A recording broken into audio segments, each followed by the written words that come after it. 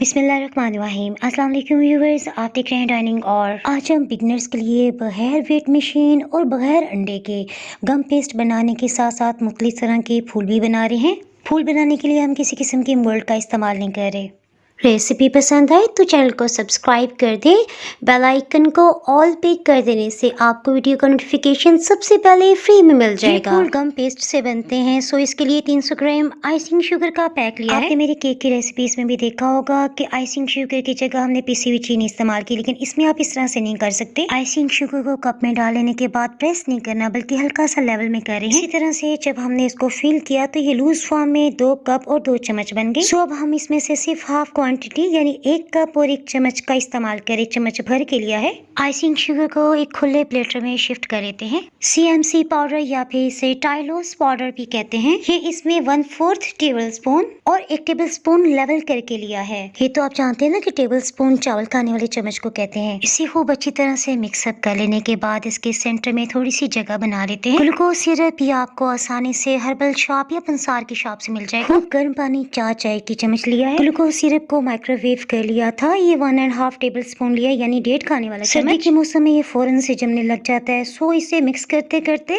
5 seconds के लिए दोबारा से माइक्रोवेव कर लिया है। चम्मच के साथ अभी भी लिक्विड ग्लूकोज लगा था, सो सबसे पहले चम्मच से हमने मिक्स कर लिया है। उसके बाद हाथों का इस्तेमाल करें। थोड़ी ही देर में आप देखेंगे कि ये डो की शेप इख्तियार करता जा रहा है। ये तो आपको पता है ना कि चीनी फौरन से पिघलने लग जाती है, सो पानी बहुत ही एहतियात से इस्तेमाल करना है। बस से खुश्क आइसिंग शुगर जहाँ जहाँ आपको नजर आए उसमें फोल्ड करते जाएं। गूंथते हुए अभी ये सख्त महसूस हो रहा है, लेकिन कुछ ही देर में जब ये स्मूथ हो जाएगा ना तो ये बिल्कुल नरम हो जाएगा। ये देखें डो की फॉर्म में आ गया है। अब हम हाथ धो लेते हैं। 2 हाथों के साथ ना चिपके इसके लिए हम शॉर्टनिंग का इस्तेमाल करें। ये वही शॉर्टनिंग है जो हमने पफ पेस्ट्री में भी इस्तेमाल की। पेस्ट्री का लिंक ऊपर आपको आई बटन में नजर आ रहा होगा, इसे क्लिक करके आप रेसिपी देख सकते हैं। अगर आपके पास शॉर्टनिंग नहीं है तो आप इसकी जगह कुकिंग ऑयल को भी इस्तेमाल कर सकते हैं। मार्जरीन या मक्खन ना लीजिएगा, क्योंकि उसकी वजह से इसकी शेल्फ लाइफ बहुत कम हो जाएगी। 3 मिनट्स के अंदर देखें ये बिल्कुल तैयार हो गई है, कितनी स्मूथ हो गई है और हाथों के साथ नहीं चिपक रही। इसमें अंडे का इस्तेमाल नहीं किया, इसलिए आप इसे रूम टेम्परेचर पे रख सकते हैं। 3 महीने तक ये बिल्कुल भी खराब नहीं होगी। ये देखें गम पेस्ट में बहुत ही लचक है, आप जैसे चाहें ऐसे शेप में ढाल सकते हैं। लेकिन आप इसे फॉन्डेंट की तरह केक को कवर करने के लिए इस्तेमाल नहीं कर सकते। रूम टेम्परेचर पे स्टोर करने के लिए छोटे छोटे बॉल्स बना लेते हैं। बेहतर है आप हर बॉल को अलग से रैपिंग शीट में पैक कर लें। प्लास्टिक शीट में रैप कर लेने के बाद आप इसे एयर टाइट बॉक्स में डाल के रख लें। बॉल्स बनाने से पहले हाथों को ऑयल से ग्रीस कर लेते हैं, लेकिन मैं इसे एक ही जगह पे पैक कर रही हूँ क्योंकि मैंने 1-2 दिन के अंदर सभी को इस्तेमाल कर लेना है। आपको जितनी मिकदार में चाहिए हो निकालें, इस्तेमाल करें, क्योंकि हवा लगने से ये सख्त होने लग जाती है। फूल बनाने के लिए शेल कलर को खूब अच्छी तरह से मिक्सअप कर लेते हैं। हल्की रंगत में फूलों को बनाने के लिए आप कम कलर शामिल कीजिएगा। डो को अच्छी तरह से फोल्ड करते हुए रंग को मिक्स कर लेते हैं। इसे बेलने के लिए हमें कॉर्नफ्लावर की जरूरत होगी, सो सिर्फ 1/4 टीस्पून कॉर्नफ्लावर डाल लेते हैं। हाथों पे गोल गोल हिलाते हुए हमने इसका पेड़ा सा बना लिया है। अब जिस तरह हम रोटी को बेलते हैं ना, सेम इसी तरह से बेल लेंगे। बेलते हैं बस इस बात को मद्देनजर रखना है कि ऊपर नीचे हल्की हल्की कॉर्नफ्लावर की मिकदार हो। मजीद स्टेप की तरफ बढ़ने से पहले इसे छुरी से उल्टा लेते हैं। फूल की शेप बनाने के लिए हम कुकी कटर का इस्तेमाल कर रहे हैं। एक छोटे साइज का, उसी डिजाइन में एक बड़े साइज का है। साइड के पीसेस को उठाते हुए फौरन से दोबारा फोल्ड करके डो की शेप देते हुए इसे कवर करके रखते हैं। ये पैन और टूल्स आपको आसानी से बुक शॉप से मिल जाएंगे, और चाहे तो टूथपिक का भी इस्तेमाल कर सकते हैं। हल्के हाथ से प्रेस करते हुए इसे उठा लेते हैं। इसी तरह सभी पंखड़ियों पे हमने डिजाइन बना लिया। ये देखने के लिए कि नीचे की सतह पे चिपका तो नहीं है। छुरी को नीचे से एक दफा गुजार लेते हैं। आप इस पैन की जगह फ्रिज में अंडे रखने वाले ट्रे को भी इस्तेमाल कर सकते हैं। बस ट्रे को अच्छी तरह से खुश्क होना चाहिए। हल्का सा पानी से डिप कर लेने के बाद इसी तरह के बने हुए छोटे फ्लावर को इसके ऊपर रख देते हैं, इससे ये चिपक जाएगा। आपको डाइनिंग हॉल पे whip cream, chocolate ganache, cake और पिज्जा की मुख्तलिफ रेसिपीज भी मिल जाएंगी। इसे चिपकाने के लिए एक ड्रॉप पानी का फिर से इस्तेमाल किया। किनारों से फूल की पत्तियों को हल्का हल्का सा हटा लेते हैं। नेक्स्ट हम ऐसा फूल बना रहे हैं जिसमें किसी किस्म के कलर को ऐड करने की जरूरत नहीं है, यानी व्हाइट ही रख रहे हैं। पहले की तरह इसे बेल लेते हैं।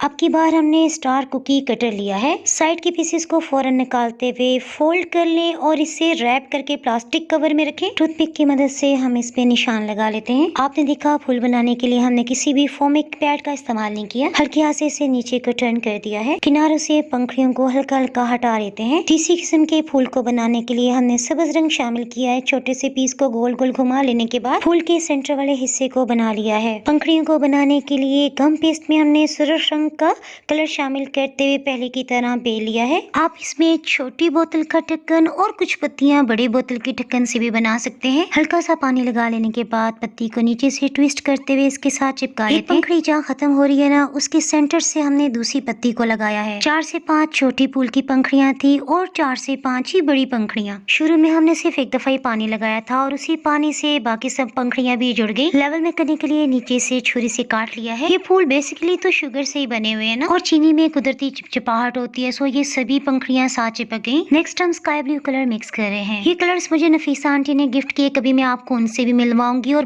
बहुत खूबसूरत फ्लावर्स बनाती है। मैट पे पहले से हल्का सा कॉर्नफ्लावर छिड़कते हुए इसे बेल लेते हैं। ये वही कटर है जिससे हमने वेजिटेबल पैटीज बनाई थी। गम पेस्ट के फ्लावर बनाने का ये फायदा है कि 6 महीने तक इनमें बिल्कुल भी फंगस नहीं लगता, यानी ये ड्राई हो जाते हैं। जबकि फॉन्डेंट के बने हुए फ्लावर्स पे फफूंदी या फिर फंगस आ जाता है। सफेद फूल की सिंगल लेयर थी ना, सो ये 7 घंटे के अंदर बिल्कुल खुश्क हो गया। ये फूल जरा बड़े साइज का, सो इसे नीचे एक तरफ प्रेस करने के लिए हम स्पैचुला या फिर सिलिकॉन का ये चम्मच है ना, इसका इस्तेमाल कर रहे हैं। ये फूल बहुत नाजुक होते हैं, थोड़ा सा भी आपने जोर लगाया ना तो ये टूट भी सकते हैं। हल्के हाथ से नीचे की जानिब प्रेस कर देते हैं। लाल रंग के फूल को काटते जो नीचे का हिस्सा बचा था ना, उसे हम फूल के सेंटर में लगा रहे हैं। क्योंकि इस कटर से हमने जो राउंड शेप बनाई थी ना, उस पे भी टूथपिक से निशान लगा लेते हैं। इन फ्लावर्स को फ्रिज में रखने की बिल्कुल भी जरूरत नहीं है, बल्कि आप एयरटाइट बॉक्स में रूम टेम्परेचर पे रख सकते हैं। यहाँ पे छोटे स्टार शेप का हमने इस्तेमाल किया। बाद में मेरे जहन में आया कि काश हम यहाँ पे व्हाइट वाले छोटे कुकी कटर का इस्तेमाल कर लेते तो जरा ज्यादा अच्छा फूल बन जाता। मुकम्मल तौर पे खुश्क हो जाने के बाद आप एयरटाइट बॉक्स में रख सकते हैं।